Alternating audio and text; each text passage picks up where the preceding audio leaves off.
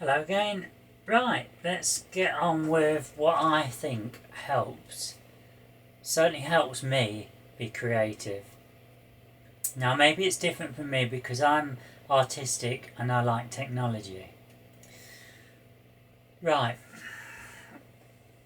so one of the best things for me is there's several things what help me do what I do with my painting. One is the camera. If you've got a nice camera, doesn't have to be an SLR. I'm using a bridge camera. It's got a good video facility, as you've seen with my most recent videos from the last few months. Also, an all-in-one printer. Now, obviously, there's different manufacturers out there. My personal preference is Epson. And the reason for that is because I can get compatible print cartridges for them. If I can't get it, if it's a brand new model and I can't get them, I know that I'll be able to get them within a few months. It happened with this printer. I will show you a picture at the end of this video of this printer what I'm using here. This did happen. I couldn't get the cartridge compatible because okay, you can you hear all this about not using compatibles because it destroys a printer.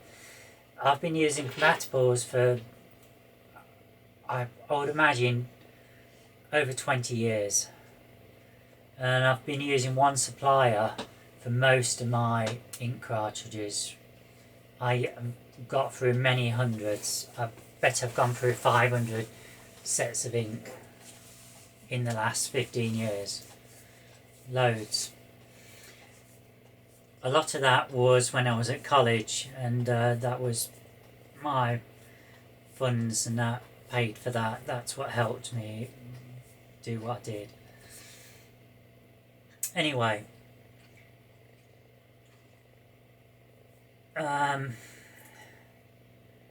so yeah, if you can get the compatible, if you use an Epson, you can get the compatibles. Some of the others, it's not so easy to get the compatibles at such a cheap rate.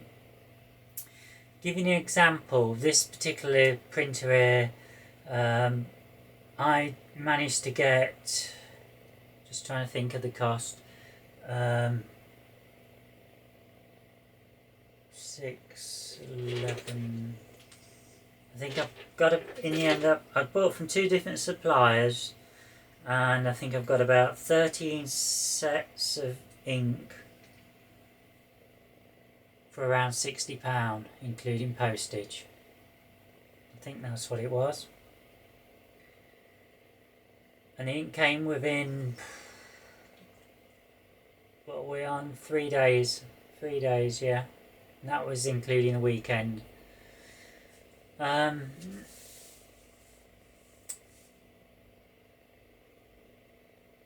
certain brands where, I'm not going to say which brands, you just cannot get the cheapness. So I got all that to the price of one genuine set of ink for this printer. So that's why I use compatibles. I couldn't afford to do the stuff, to take the photos and print the stuff out with genuine ones. I just couldn't do it. It cost me a fortune. Right, so we've got the camera, we've got the printer. And when I say printer, I don't use A4, I've got A3 here, an A3 colour. So I'll take a photo on the camera, and then using either the Windows Live Photo Gallery on a computer, which is free software from Microsoft, or I've got the Adobe Suite, which I can use if I need to play around with, tweak settings and what have you. But you can do a lot of this stuff with that Windows Live Photo Gallery. You can do the basics anyway. And I'll then either print on an A3 I might use the poster setting, and I might do a 2x2 or a 4x4, which basically means that I can do a printout, which is, if it was 2x2, that would be 4 of these sheets next to each other. The reason why I might do that is if I'm doing a large painting bigger than this A2 board here, because this is A3, what you can see. And by the way, that's compatible ink. I've just printed it on just standard paper. So that has good enough detail. Don't print on photo paper. That has good enough detail for me to, say, go to the art group where there's no computer, or if I wanted to go to the allotment, I could take this with me. And then that could be my starting point for a painting. It's alright, my dog here is getting a bit restless. Go on, lady, do you want to go out there? It's a bit quieter. Go on then, go in the utility room. Right. Okay, so the next stage to think about is what surface you're going to paint on. There's quite a few different ones. For me, I like to go straight into a painting. So I'll go from I'll use a canvas panel. Let me see if I can show you one.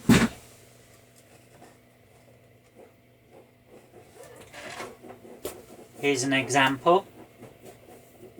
This one's actually produced by Loxley. I tend to use this make purely because I can buy them in bulk. It's pre-primed, double or treble, and so you can theoretically just work straight on it.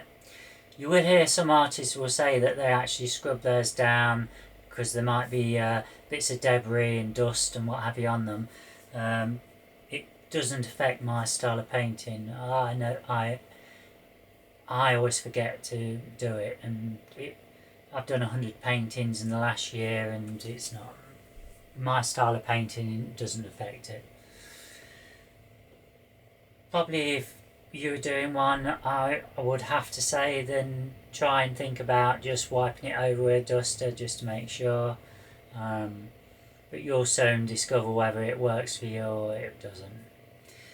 The other thing is what you have, and I don't know whether you can see them, I'm hoping you can see them on the back, are canvases, stretch canvases. These are a wooden frame and they've got canvas already stretched. You don't need to do anything with it. And to be honest with you, that is probably my preferred preferred surface to work on. Purely because I found that the canvas panels need to either be framed, or they need to be framed in some method or other. I have found a way of hanging them up without frames, but it's not professional, so it probably would only suit people who are on a budget. Whereas a frame, all you need to do is get a couple of these eye hooks into the back, one on each side. Make sure you've measured it all out, usually a third from the top, and then you put the 2 hooks on each side, and then you get some I don't know, I've forgotten what you call it now, some cord. I use normal nylon cord, but you can get some metal wire, but cord works fine for me. And that's cheaper then, because then you can just hang it up. You don't need to frame the canvas. So okay, the canvas initially costs that little bit more, but in the long run, if you can't afford to do your framing, it saves you money. Right, so you've got your surface, you've got your canvas, you've got your picture. How do you get that picture onto the canvas? For me, I still class myself as cheating, but as a lot of artists said, you're not cheating because the masters use other similar approaches, but in a less they didn't have the technology, so they still did similar but differently. So what I use some carbon paper. I don't use this all the time, but a majority of my work I would say I'd use a carbon paper. And what I'll do is I'll have I haven't got a sheet handy at the minute because it's just come in, but I'll have let's say a 16 by 12 is approximately A3 in size. Can you see that? Let's put the canvas there. Can you see how it's more or less there? The A3 is just a bit bigger than 16 by 12. So what I would do, I'd have my canvas or my canvas panel. I'd probably already have it, the background already painted in, like you've seen on some of my paintings how I do it. I might do a flat acrylic colour over it, or I might use various methods to block the colour in. And once that's in, I will then put a piece of carbon paper over the top.